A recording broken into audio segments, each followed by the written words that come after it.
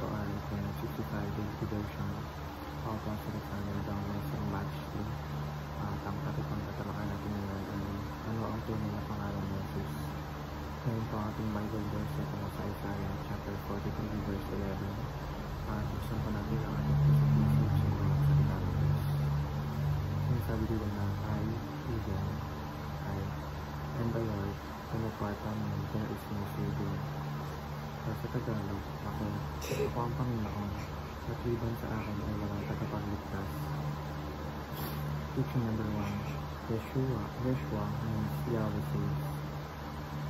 Ang pangalang Yeshua ay hindi lamang isang ordinaryong pangalan, ito ay nagpapakilala ng mismong layunin at pagkakailangan ni Jesus. Sa wikang Hebrew, ang Yeshua ay mula sa iba't ibang lugar kaligtasan.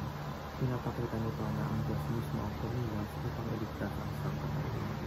Ibig sabihin, ang pagdating ng Jesus ay hindi aksidente, hindi katuparan ng plano ng Diyos na iligtas tayo mula sa kasalanan. Ang pangalan pa lang niya ay paalala niya siya ang sapat ng Diyos sa ating pangangailangan.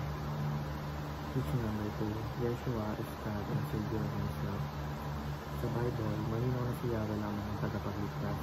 Kaya nang inihayag ng bagong tipan na si Jesus ang tagapagligtas, pinakikita nito na ang kanyang pagka-Diyos. Hindi siya isang ordinaryong duga, hindi isang propeta lang, at hindi lamang isang tao. Siya ay Diyos na nagkatawang tao. Siya lamang ang may kapangyarihan magpatawad ng kasalanan at magbigay ng buhay na walang hanggan. Teaching number 3, Yeshua is the only way to be saved. Hindi maraming daan patungo sa Diyos, isa lamang, at iyan ang Diyos Jesus. Walang ibang pangalan, walang ibang tao, walang ibang reliyon ang gawa ang makakaliligtas. Ang kaligtasan ay regalo mula sa Diyos at pagkatagpuan lamang kay Jesus. Kaya hinayaan tayo ng Diyos na lumapit sa Kanya ng may pagtitiwala. Kaya si Jesus ang tulay na nagbukas muli ng daan patungo sa amin. Application number 1, teach Jesus the only Savior. Dahil sa ito sa aming nagliligtas, pagpuli ng bawat pananampalataya na ipahayag siya sa iba. Hindi kailangan maging pastor upang magbahagi. Sapat na ang pagiging bukas na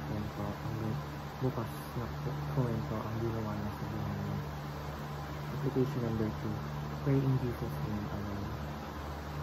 Kapag nananalangin tayo sa pangalan ng Jesus, kinikilala natin ang kanyang kapangyarihan, kapasidad at pagka-Diyos. Hindi pa simpleng salita lang na dadagdag sa dulo ng panalangin.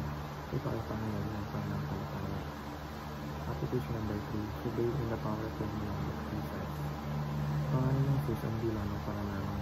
Ito ay kapangyarihan laban sa takot, kasalanan, tukso at gawain ng kaaway. Kapag naharap tayo sa problema o spiritual na pagkipaglaban, pangalan natin tawagin ang pangalan ng Jesus at umasa sa kanyang lakas.